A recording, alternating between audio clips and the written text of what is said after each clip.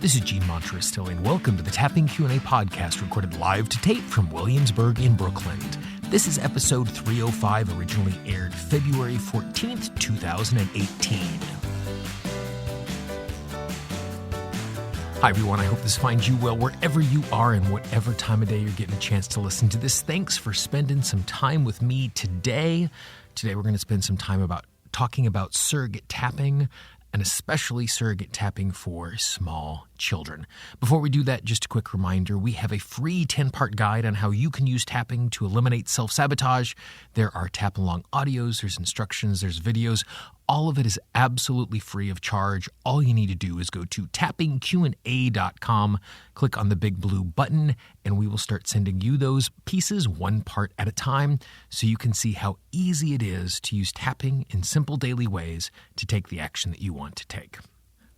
So today's conversation is with Dawn Pensack, and it is a conversation that lots of folks are going to find useful, even if you are not the parent of small children.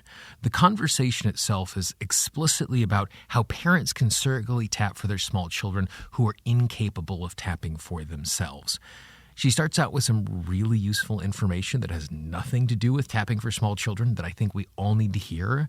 But even if you don't have children of your own, you're going to find this as a useful process, because who knows when you're going to find yourself in a space where maybe a small child needs some surrogate tapping, and it's going to give you some insight into understanding others, which I think is just a useful skill. So here is my conversation with Dawn. So when you are in a situation and you have a parent approach you and say, how do I tap for my kids? What's the first thing that you respond back with? What I always like to ask is, just kind of get into their own life and see how they're taking care of their own emotions first. Okay.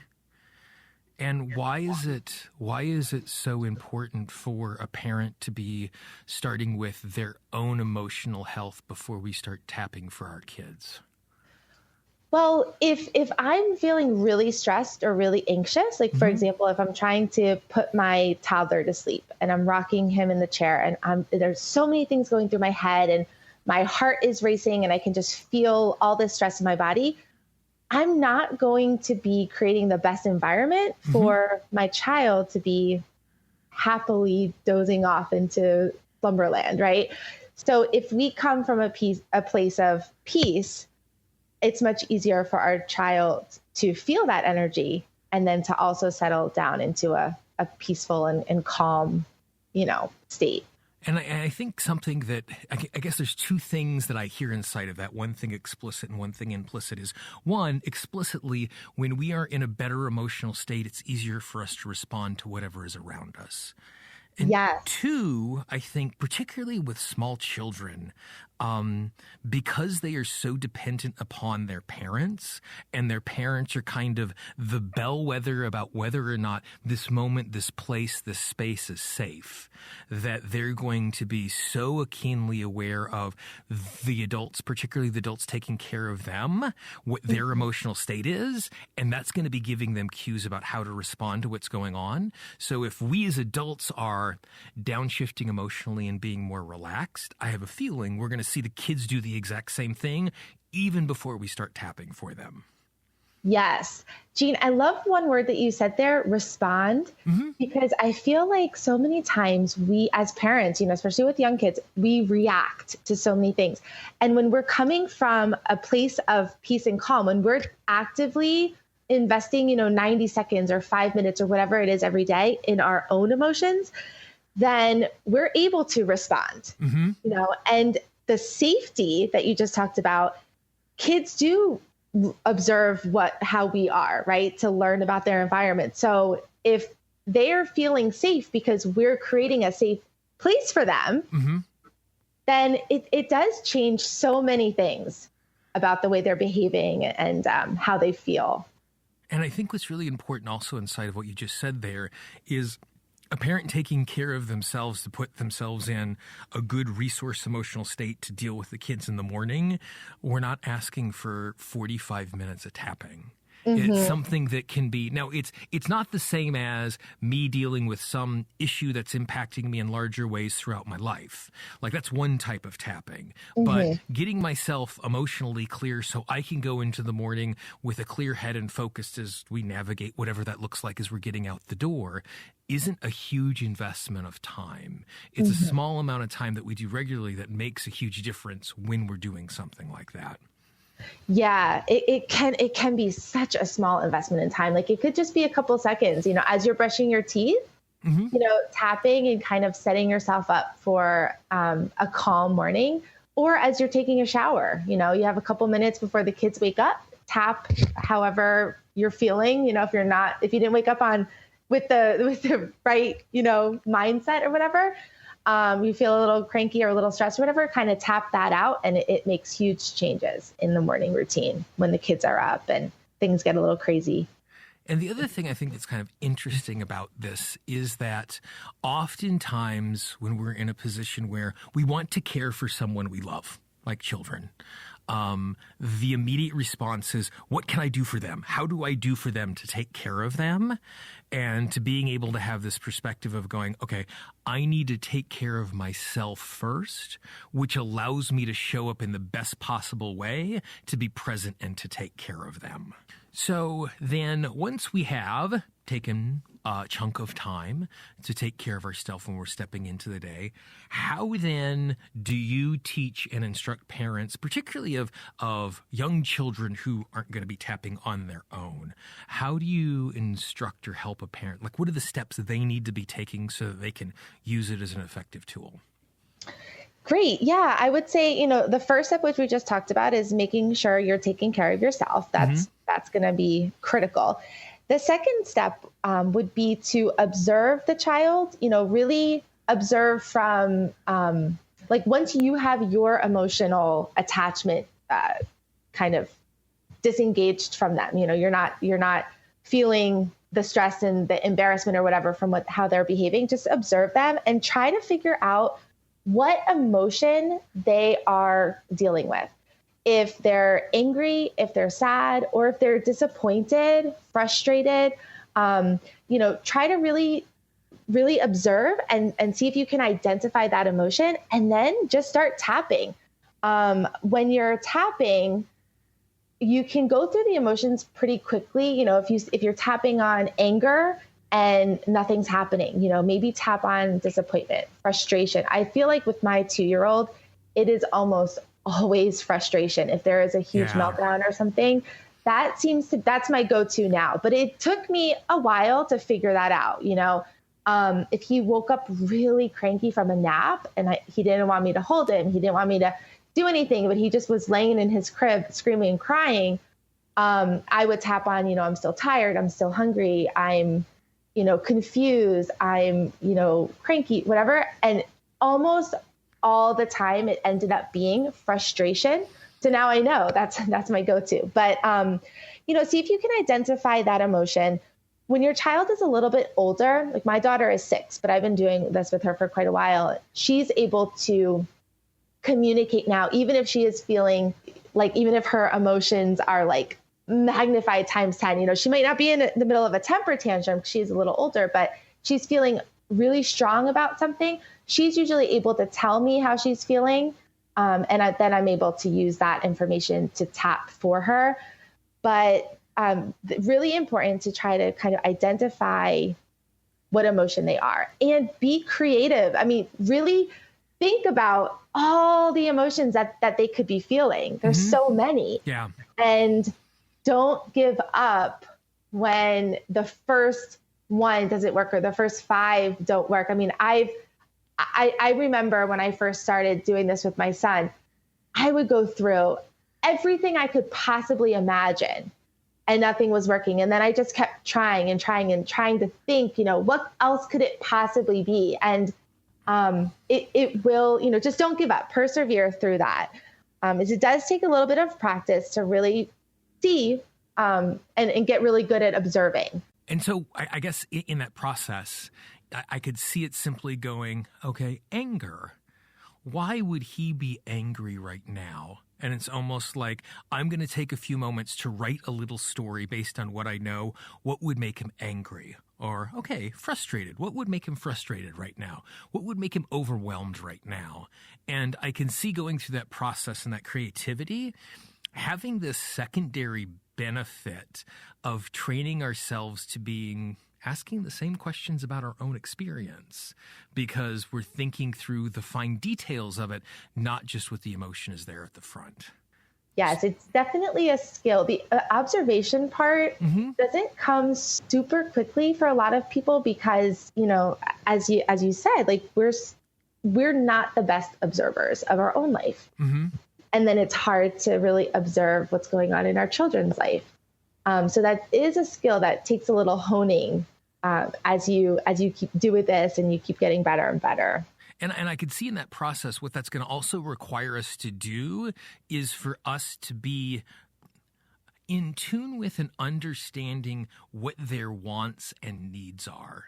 Because we feel negative emotions when our wants and needs aren't being met. Either I'm not having a desire filled, or I'm in danger because this bad thing is about to happen. And what small children want and need is not necessarily what adults want and need. And having to drop ourselves into their experience of trying to figure out, okay, what do they actually want right now? And why would they want that is going to give us some really clear clues into the emotional state that's underneath that. Because I feel like so many things are so preventable. As you get better and better, like as you make this, hopefully you decide to make this, part of your routine, your emotional management. But so many things are so preventable that you may start to see so many changes in their everyday behavior and have much happier children as a result. Well, and the reason that happens is, whenever we are experiencing some sort of negative emotion, we're spending the resources we have to manage the day, which means I have less resources later in the day. We all know exactly what it's like when a small child is really hungry or really tired. There's very little we can do because they have reached their resource limit. Like, that's actually what's going on. Like, we typically don't talk about children and resource limits, but that's the experience that's there. And so if we're doing a consistent job of making the negative emotions they're feeling last less time, then as the day goes on, they have better resources to make better choices to experience their day. And so it kind of multiplies its way throughout the day. So when you talk about doing it persistently, what does that look like? Do I persistently do it every time I notice a negative emotion, or am I doing it persistently where I set a little time aside each day? Like, what does that look like for you? So when I first started this practice, it was definitely a little bit more reactionary than preventative. So I was doing a lot of reacting to, okay, I think we're going to have a meltdown. All right, what's going on here? Like, what can I do to help, make this a little bit smoother when it finally happens or whatever. And, but as I got better at observing and at, resolving things before they became big issues, I would say that right now it's like I really think about what's going on in the day. If my son has a little bit of a cold or runny nose, maybe bedtime is going to be a little bit of a struggle. Maybe he's not going to want to sleep in his crib. He's going to want to just snuggle on me because that feels better. Then I can kind of set us up, through the bedtime routine and tap for him. With surrogate tapping, I can actually tap on him if he lets me. A lot of times he doesn't, so I don't even try. But, I can tap for him before it gets to that point so that he is set up for feeling safe and feeling loved and feeling comforted, before I'm rocking him for 2 hours in the chair to make sure he's sound asleep before I can put him in the crib. Right. So there is a huge benefit to that preventative routine and just incorporating that into, my everyday now. And so when you incorporate it every day, how much time are you investing in that? Like, what does that practically look like? it's really not a lot of extra time. I mean, when he's taking a bath, right. you know, I might be tapping for him as he's splashing in the bubbles and, you know, as I'm changing him and getting him ready for bed, you know, I can be saying the phrases and visualizing the tapping or tapping on me, you know, on my body and using surrogate tapping that way. So it's really not any extra time that I'm not already doing something, you know, related to his care. Right. So I'm really I love to involve the kids with, you know, I love to involve the kids in the routine. Okay. So I'm not, you know, in my room tapping by myself or adding an extra task on my to-do list. It just becomes part of our routine. And I think the other thing that, and I guess I mention this to parents quite a bit when I'm introducing to them, even if there isn't something specifically coming out of the tapping, the fact that as you are caring for them in that moment and you're being super attentive in a healing, nurturing way, only good things are going to come from that energy in our disposition and our presence to them. So even if the tapping that one particular time isn't useful, the fact that you're not just doing a task, but as you're doing the task, you're thinking of the mental well-being and the emotional well-being of your child, good comes from that. Yes. I love that. That is so true. Definitely. So if a parent is hesitant and they don't know where to start, what's the first thing that they should try? The first thing that I always recommend is to try on themselves. You know, try tapping for their current emotion. Stress is number one with parents, right. Especially with young kids. So tap on their own stress. Try for a few minutes, maybe, you know, a couple days, a couple weeks, and start to see if that helps with some of the behavioral issues or some of the things that they're dealing with their children. And then once they feel a shift in themselves, once they feel a little bit calmer, a little bit less stressed, you know, more able to be present with their kids and kind of training their minds to not think of 10,000 things when they're, you know, playing with the trains on the floor or reading books or whatever, then they can start to really dive into the surrogate tapping and tapping for their children to help their children process different emotions and things that are going on. Awesome. Well, thank you very much for your time today, Dawn. I really appreciate it. Thanks so much for having me here. Nice, simple, straightforward, really useful stuff. If you would like more information on Dawn and the amazing work that she is doing, all you need to do is go to tappingqandapodcast.com, click on the link for episode 205. If you happen to be listening to this in the website, just below the player, you'll see all the information. And if you're listening to the show in any sort of podcast app, if you go into the show notes, you will find a link to be able to get Dawn's information. I would also encourage you to check out our entire archive. We have over 160 hours of free tapping content waiting for you. Great interviews just like this, tapping scripts, instructions. All of it's absolutely free of charge. Just go to tappingqandapodcast.com. You can find our entire archive. If you have a question, you have a comment, you have a guest that you'd like me to interview in the future or a topic to cover, please, please, please let me know. The interview today happened because someone reached out and said, hey, this is a conversation you need to have. And so I love getting that sort of feedback from you. You can always email me directly, Gene, Gene, at tappingqna.com. Or if you're on the website, click on the contact link. If you happen to be inside of the app, just click on contact. You can send me an email or a voicemail from right inside of the Tapping Q&A app. For the Tapping Q&A podcast, this is Gene Monterastelli. I hope you have a great day, and I will talk to you real soon. Bye-bye.